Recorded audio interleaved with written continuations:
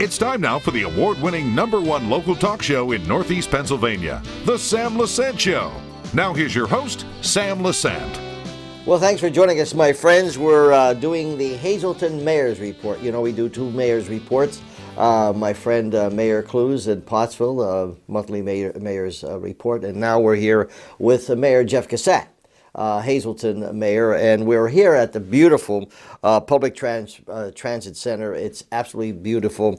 A lot of great things happening. We're going to talk about everything that's happening at the transit. But, Mayor, I was putting wreaths up at the cemetery at MPB, and I'm hearing all these sirens, and my wife is like, what's going on? You know, so we're standing there, and here comes Santa Claus. Okay, I thought it was so great. In fact, we were waving. I have it on. I just showed you. You know, it was such a nice thing that you guys are doing. Tell me what happened. Well, you know, we had 3 parades this year. You know, Santa Claus has spent an awful lot of time in Hazleton lately. Yeah. Must be becoming one of his favorite places. And he had 3 parades this year. The 3 Sundays that were scheduled for the 3 Sundays.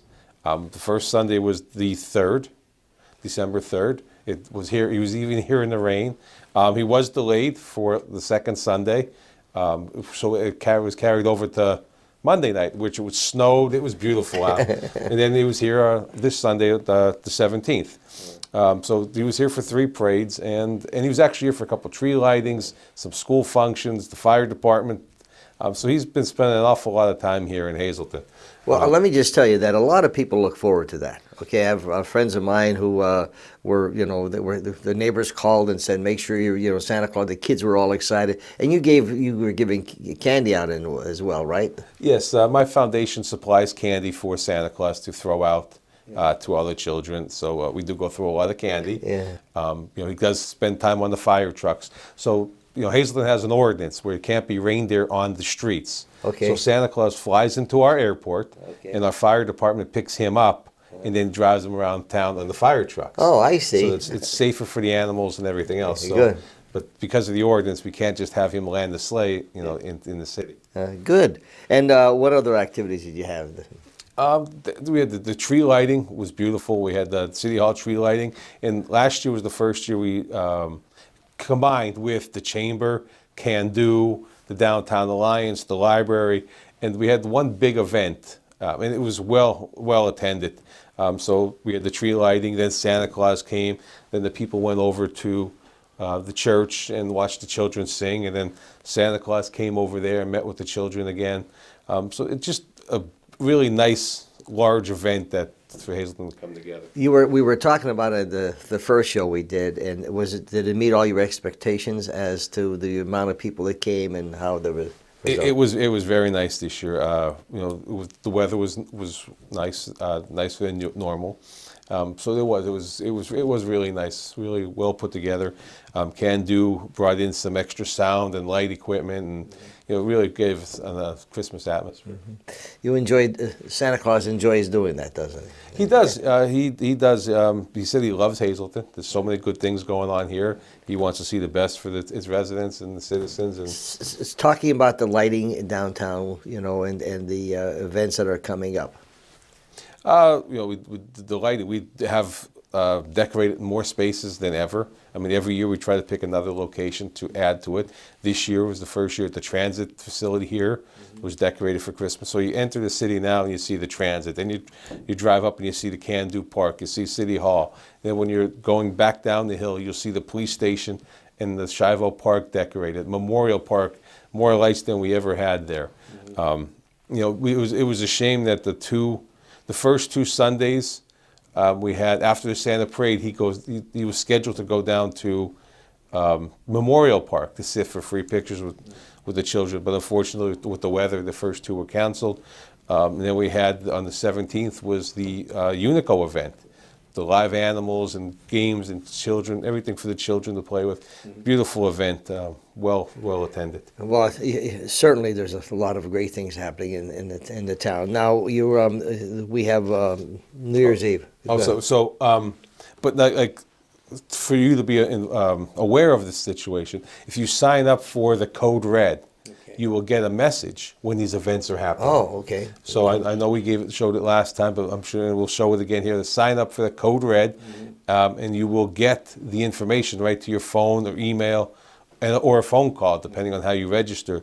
And it tells you when events like this happen, like when Santa Claus is going to be in town, Easter Bunny will be here again, and the trick-or-treating up at the park. But now our next event after Christmas is the firework event. We started it several years ago, a New Year's Eve firework display. And that's huge. Yes. It's not a rinky-dinky one. We love our fireworks, and so do the D'Angelo family. The D'Angelo family sponsor a vast majority of all our activities that involve fireworks. It will start at 7 o'clock. It gets dark around 5:30, so we want to do them nice and early so the kids could see them, go head to bed. Maybe the parents still want to go out for a nice dinner. So 7 o'clock, the fireworks are scheduled to go off at City View Park. That's a lot. Now the tree was donated by the Frank and Debbie Vito and family. They do it every year. Very nice. They donate the outside tree and the inside tree, but they're beautiful every year. Nice big live tree we put up. Planning these, it must take a lot of work to plan all this activity. It is. It's we start right. We start in the summer. With getting the stuff ready for Christmas and all the activities. And then it really takes off after trick or treat event. All of November is dedicated towards decorating the city. It's a vast undertaking to decorate all the trees, bushes, shrubbery, to clean up everything around, from fall before you can even decorate it. So it is quite an undertaking to take on. So before we get into the specifics of the where we're at right now, the transit center, which is absolutely fun. I know there's a lot of things that are happening here. What are you looking forward to in 2024? We're looking forward to having another great year. We have so much success the last several years, and we're just looking to continue. We had so much paving going on, and the public events that we have are so well attended, and people really appreciate those. So we're looking to add a few more events. We will be officially announcing some concerts up at City View Park this year. Last year we had a few small ones, but we're going to announce a couple big ones up there. We have some more plans to expand that park up there. Some more playgrounds are scheduled to be finished this year. So there's a lot of community-oriented activities that are going to be completed in 2024. I noticed in the year 2023 there was a lot of paving done, a lot of roads that had to be really were in bad shape. They're looking pretty good now. You have there's a couple additional roads that have to be. How are you to determine what road should be? Well, a lot of it's determined by obviously the wear and tear, the traffic patterns, and the traffic count that goes on them. But the final determinant is the public utilities, when they're going to work on them. So this year, 2024, there's not a lot of paving scheduled because of in the northwest section of town, there's utilities going to be digging up. So like Locust, Peace, James, Grant, that section of town, the lower end, is scheduled to be in 2025. This year is a couple smaller streets scheduled. We're reconstructing the Hazleton Commerce Center up the Cunahan Drive. Hopefully the development of David Avenue is started, if not completed, this year. So we're going to be focusing a little bit more on the larger projects and smaller projects. Main roads will probably be closer to 2025. When you're out in the public and you're doing a lot of things, what are some of the comments you're hearing from your constituents, the citizens in town? People seem happy. They seem happier to be here. They're happier at this accomplishments happening. You do get some people that ask, when's my street getting done? Yeah. Why is this happening? Why is that happening? And once you sit down and talk to people, I think they understand why. There's a lot of activity in Hazleton. Yeah. And there's a lot going on. We have a lot more projects planned. Every day somebody brings a project to you. And just because the public doesn't hear about it doesn't mean there's stuff not going on. Yes. We're presented with projects, hundreds of projects. Maybe 5 or 6 of them actually start. maybe only 2 or 3 of them are actually get completed. So there's so much activity. So we try not to really talk about something until it's in the phases where it's going to happen. You know. Jeff, throughout the last couple of years, you had the perception of people afraid of coming downtown, and you've done a great job in eliminating that perception. Okay, it's just what it is, a perception. And do you see that getting better? Because I've noticed from the response I'm getting, people are saying, "Oh, I'm afraid to go down." Now they're not saying that as much. No, I actually drove downtown more often now in the 5:30 range, 6 o'clock when it starts getting dark. It's so lit up. All the storefronts are basically filled. There's only 2 or 3 buildings that are not being occupied right now, and it's really nice to see everything lit up. So there's activity down there. There might not be stores that I need to shop at, but somebody needs them or they wouldn't be there. But it's really great to see activity downtown on Wyoming Street, and then Broad Street, is fantastic. I think it's almost all occupied there. So to see life coming back to downtown, it'll never be what it was. Of course, in no the city 40s, is. 50s, 60s. The malls killed that. Now online shopping killed the malls. Yeah. But to see this much activity in older buildings, is really nice. Speaking of that, we've been fortunate with malls because our mall, Laurel Mall, is one of the top in the country. That's almost 100% capacity, which means that the area is growing nicely. I heard that's all attributed to the TV station up there. That's right. I heard that. You heard right. I did. I heard that more malls are looking for TV stations to locate in there, just to have the largest viewers in the nation. I like that, Dev. You see, I taught you well. No, congratulations on the fact that it's a positive outlook, and that's what we're looking for. Now, my friends, we're here at the Public Transit Center. A lot of things have happened. There's transitions going on. But everything will be on. Jeff will talk about the new website and Code Red, all the information. When we come back, we'll talk about all the things that are happening here at the Transit Center. Welcome back to the Mayor's Report, the Hazleton Mayor's Report with Jeff Cusat, filling you in what's going on in the city of Hazleton every month. We're here at the Public Transit Center at 126 West Main Street, right behind the Can-Do Center. I've been in here many years ago when it first opened, but this is beautiful. What's happening now at the Public Transit Center? Well, we're going through some transition. Our police department moving out of City Hall. We're making room for the county offices to come in. Hopefully they're ready early 2024. The first department to move out completely is the parking office. So Hazleton Parking Office is now located inside the 126 West Main Street facility. If you just come down Church Street, turn over Main Street, there's a couple parking spaces out there. And you could come in here to get your monthly parking passes, sign up for a business sign, the parking, get your tokens for the parking garage or the street lots, on-street parking, the monthly tags. You can pick that all up here. So instead of having to come to City Hall, look for a parking spot, come up, try to find it. It's an easy one stop. Parking is part of transportation. I figured it should be here. Also, the parking tickets. If you're unfortunate and you get a parking ticket or your vehicle is towed, you now come here to pay your tickets, pick up your vehicle, and they'll process your paperwork from here. So this is the first office that's completely out of City Hall, and it's operating, fine right now. In terms of, it's very easy. I mean, okay. In terms, there are certain. Talk about the permits that people could be buying.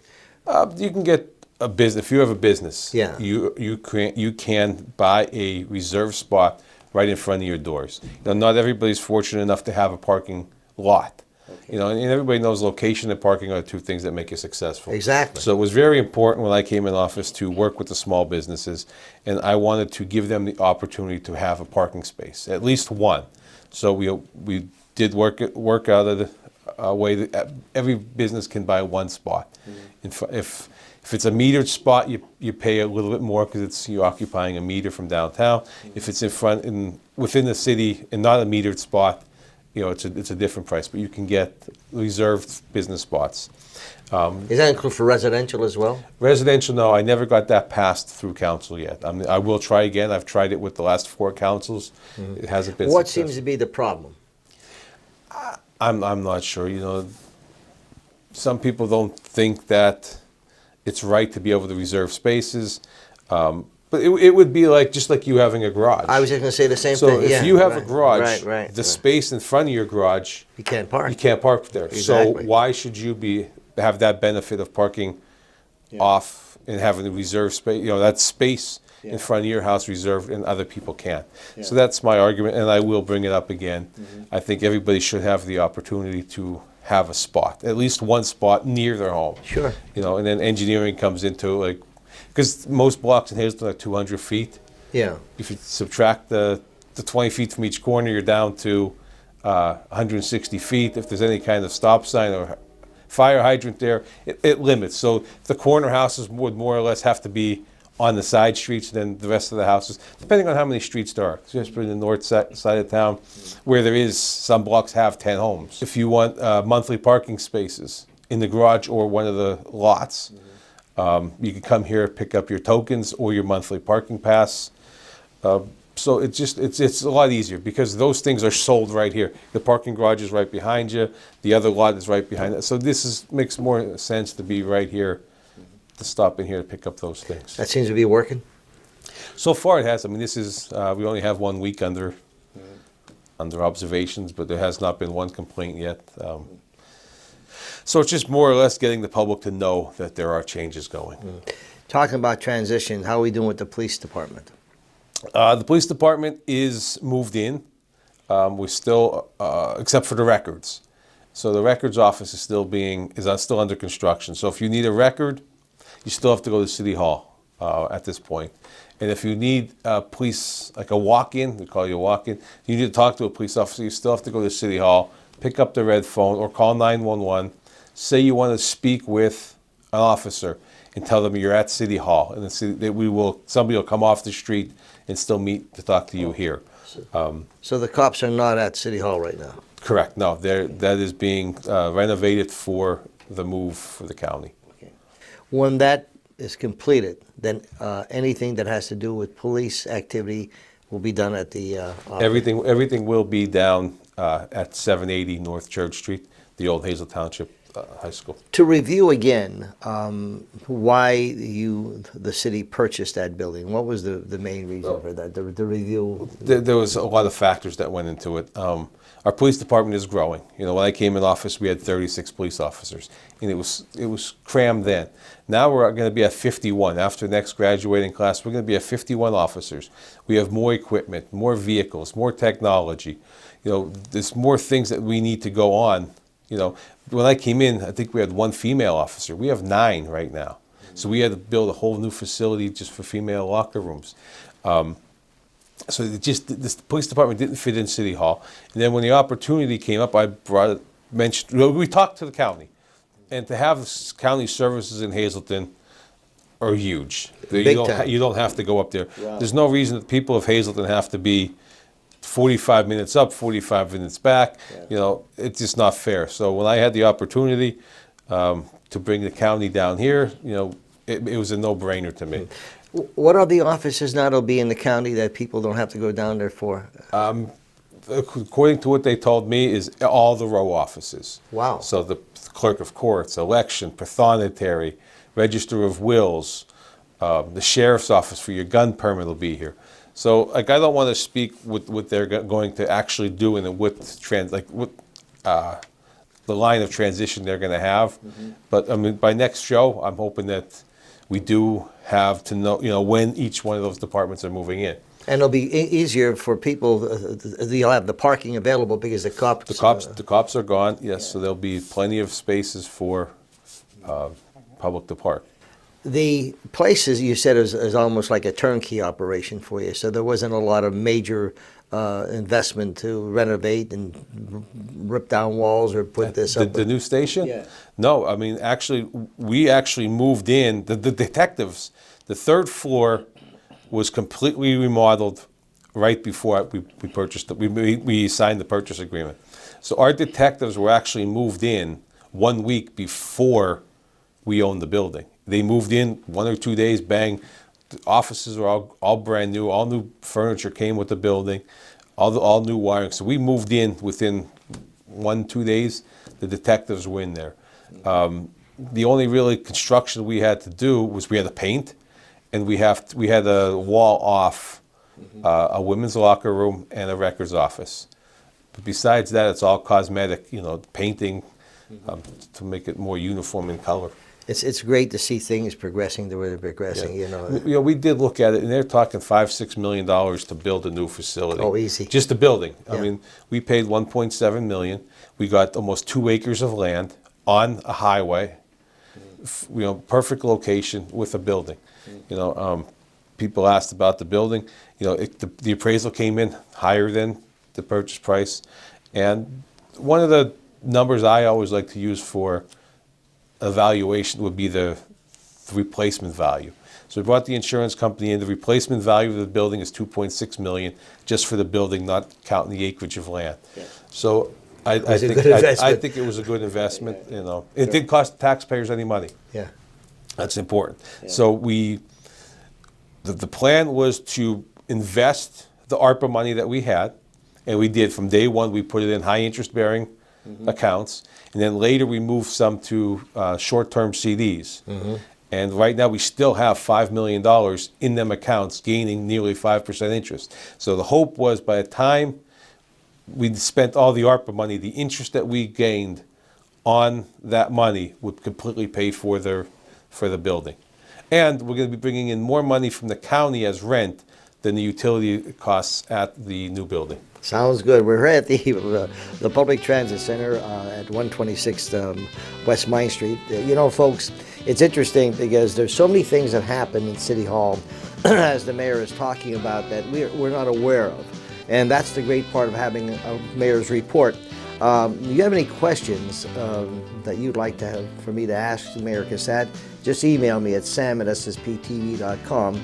And we'll take legitimate questions. I'm glad we're back on track on civility and working together to build a better community. We'll be back right after this. Welcome back to the Mayor's Report, Hazleton Mayor's Report with Mayor Jeff Cusat. Remember, we also do the Pottsville Mayor's Report with Mayor Dave Clues. And Jeff, we're talking about coming up now. Hopefully we won't go too much, but we have the snow bans and a lot of other things that we should be looking forward to. So with the snow ban, there's always a misconception of when the snow ban is in effect and when it's not. The difference is when it's enforced. The snow ban is in effect from November 1st through March 31st. It's in effect at all times. When it's enforced is any time that our plows leave the facility and drop a blade, it's enforceable. That's when we will enforce. And it could be enforced prior to the storm, after the storm. If our plow has to move around you, you may get a ticket the next day after the plowing has occurred, because we have to come back. After you do dig your car out and move it, we have to come back and plow. And somebody has to pay for that inconvenience. When can you move your vehicle back to your spot? When you could park more than 24 hours after the storm, when you could park your vehicle less than 12 inches away from the curb, which is a legal parking move, then you could park back there. So if you have to park 3 feet out into the street, even though the storm is over, you can still get a ticket. If you can't park within 12 inches of the curb, you're in violation. And the reason for that is to be able to get school buses through, garbage trucks, and God forbid the fire engines. If we're coming and the fire engine don't fit somewhere, your car will be moved. Yeah. One way or the other, your car will be moved. We're going to go through, which I want to talk about fire safety. Now is the time that, once again, people, cold weather, try to get electric heaters, put them in extension cords. Most people use the wrong type of extension cords or the wrong type of surge protectors for an electric heater. You got to be very careful with them, and make sure you check the batteries in your smoke detectors. If you need help from the fire department, we ask to call the non-emergency number. It's 570-455-6233. 732. That's the non-emergency. Don't call that number if you have an emergency. It will go to the main room. If somebody's there, they'll answer it. If not, you leave a message and we'll get back to you. But if you need help checking your smoke detector or installing a smoke detector, just give them a call and they'll give you advice on what to do. But they're the two big things. The other thing is, every time you invite me to your show, you give me a coffee mug. So I brought you. You're welcome to take that coffee mug home with you today. It's great, too. He didn't autograph it, though. Listen, Mayor, it's always a pleasure, and I think it's a great opportunity for the viewers to know what's happening. And, when you're explaining all these different things, it's so many things that happen internally that the public is nowhere aware of. This my good friend here, Joe, who works on a lot of projects, bringing a lot of money to the city. They don't know all the work that's involved, so I want to congratulate you. Thank you. We are a much bigger city than most people think. I think you're right. Population-wise, we're the 15th, 17th largest city, but we have a lot going on here. And, we are a big city. We're not a little borough, which. Well, monthly we'll find out many activities that are happening. Okay, we're here at the Mayor's Report, and we're here at the Public Transit Center. You've seen some of the visibility of what we have available. We'll see you next time.